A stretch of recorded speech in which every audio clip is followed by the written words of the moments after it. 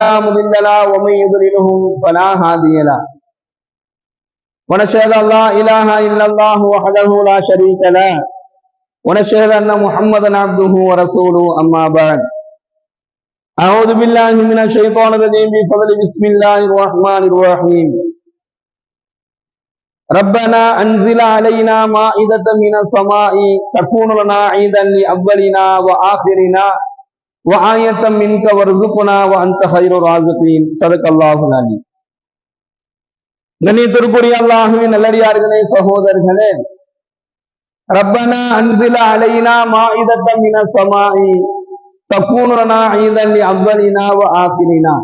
எங்கள் இறைவா, வானிலிருந்து எங்களுக்கு ஒரு உணவு மறவையை வழங்குவாயாக. அதை நீ வழங்குவதினால் எங்களுக்கு முன்னால் இருந்தவர்களுக்கும் எங்கள் பின்னால் வரக்கூடியவர்களுக்கும் ஆயத்தம் நிற்க அது உன்னுடைய அத்தாட்சிகளில் இருந்து உள்ளதாக இருக்கும். வருதுக்குனா வாந்த கைரு ராஜதீன், ரிஸ்குகள் வழங்குவதில் நீயே சிறந்தவனாக இருக்கிறாய் என்ற துவாவை தான் நாம் பார்த்து வருகிறோம்.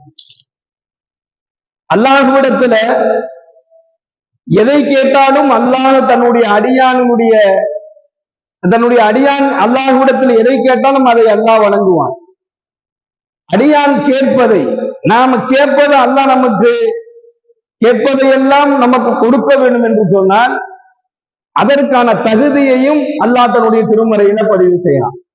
அல்லாஹ்வுடைய தூதர் ஸல்லல்லாஹு அலைஹி வஸல்லம் அவர்கள் சொல்கின்றார்கள், நாம கேட்டவுடனே அல்லாஹ் கொடுக்கணும்னா அதற்குண்டான தகுதியை நாம என்ன செஞ்சுக்கணும், வளர்த்து கொள்ள வேண்டும். அதற்குண்டான தகுதியோடு இந்த உலக வாழ்க்கையை நாம் அமைத்துக் கொள்ள வேண்டும். அப்படி அமைத்துக்கிட்டோம் அப்படின்னு சொன்னா நாம எந்த நேரத்தில் எதை கேட்டாலும் அதை அல்லாஹு தஆலா நமக்கு வழங்க வேண்டிய நேரத்திலே கொடுத்து விடுவான். அப்ப அல்லாஹ் சொல்லக்கூடிய அந்த அடையாளம் என்ன அப்படின்னு சொல்லி நாம் திருமறையில் அல்லாஹு தஆலா சொல்வதை பார்க்கும் பொழுது அல்லாஹ் தன்னுடைய திருமறையில பதிவு செய்கின்றான், இல்லதீன ஸ்தஜாபு லிரப்பிஹுமுல் ஹுஸ்னா. அல்லாஹ் சொல்லக்கூடிய முதல் அடையாளம், யார் அல்லாஹ்விடத்துல கேட்டவுடனே அல்லாஹ் கொடுக்க வேண்டும் என்பதாக விரும்புகின்றார்களோ அவர்களுக்குடைய அடையாளத்தை பற்றி அல்லாஹ் சொல்லும் பொழுது இல்லதீன ஸ்தஜாபு லிரப்பிஹுமுல் ஹுஸ்னா, தன் இறைவனுக்கு எவர் அடிபணிந்து விட்டாரோ, முதல்ல அல்லாஹ் சொல்றதுதான் லிரப்பிஹுமுல் ஹுஸ்னா, தன்னுடைய இறைவனுக்கு எவர் அடிபணிந்து விட்டாரோ அவருக்கு அழகிய நற்கூலி உண்டு என்பதாக எல்லாம் வல்ல இறைவன் தன்னுடைய திருமறையிலே பதிவு செய்கிறான்.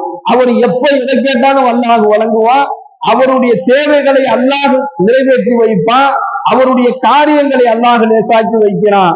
இன்னும் சொல்ல போனால் அவருடைய எல்லா விதமான தேவைகளுக்கும் அவருடைய எல்லா விதமான சுமைகள் அவருடைய எல்லா விதமான காரியங்களினுடைய பொறுப்புகளை அல்லாஹ் தான் எடுத்துக் கொள்கிறான். இந்த வசனத்தின் மூலமாக அல்லாஹ் தான் சொல்லுவான், லில்லதீன ஸ்தஜாபு லிரப்பிஹுமுல் ஹுஸ்னா, அல்லாஹ்வுக்கு நீங்க அடிபணிஞ்சிருங்க. எவர் அல்லாஹ்விற்கு முழுமையாக அடிபணிந்து விட்டாரோ அவருக்கு அழகிய நற்கூலி உண்டு. அல்லாஹ்விற்கு அடிப்பணியாதவராக அவர் இருந்தாருன்னா வல்லதீன லம் ஸ்தஜீபு லஹு லவ் அன்ன லஹும் மா ஃபில் அர்தி ஜமீஆ வ மிஸ்லஹு மஅஹு லஃப்ததௌ பிஹி.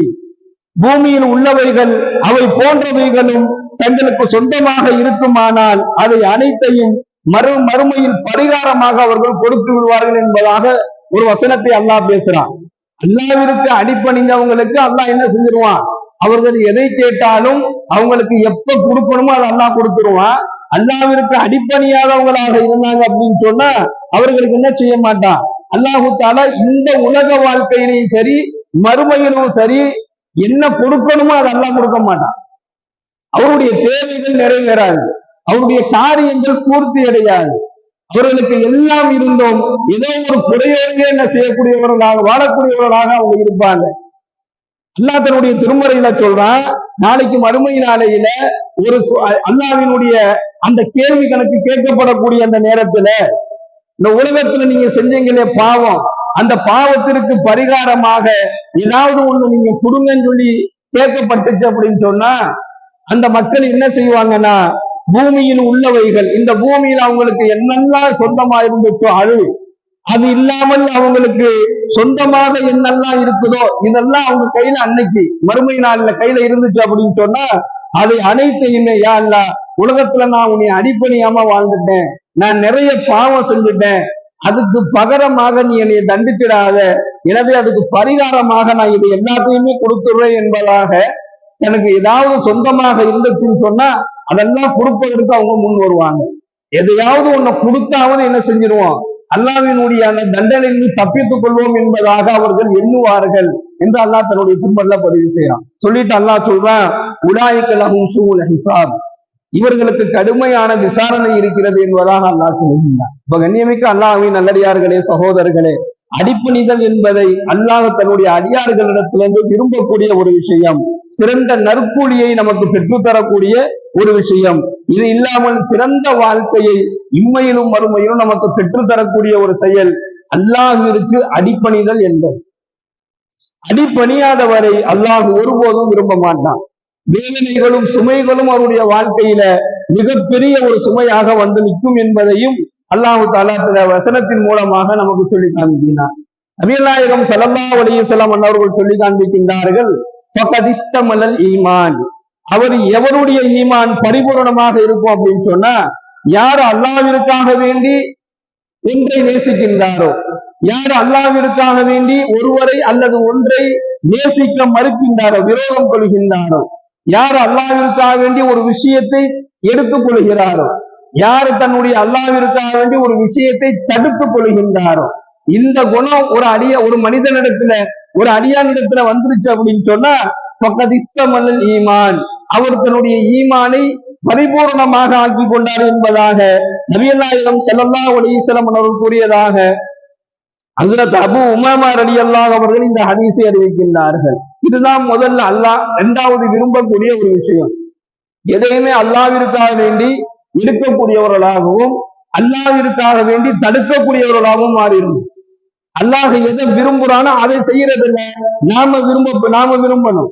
அல்லாஹ் எதை செய்வதில் விரும்பவில்லையோ அதை விட்டு நாம என்ன செய்யணும், ஒதுங்கக்கூடியவர்களாக மாறிட்டோம் அப்படின்னு சொன்னா 3 விதமான நிலையில் அல்லாஹு தஆலா நம்மை பாதுகாப்பான். ஒண்ணு, சுமைகள் இல்லாத வாழ்க்கையை அவருக்கு அல்லாஹு தஆலா கொடுத்துருவான்.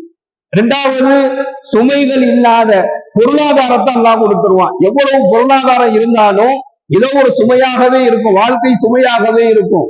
பணம் இருக்குது, காசு இருக்குது, பொருளாதாரம் இருக்குது, நல்ல வசதி வாய்ப்பு இருக்குது, ஆனா அவரிடத்துல நிம்மதி இருக்காது, அவரிடத்துல மகிழ்ச்சிகள் இருக்காது, அவரிடத்துல சந்தோஷங்கள் இருக்காது, ஆரோக்கியமான உடல் இருக்காது.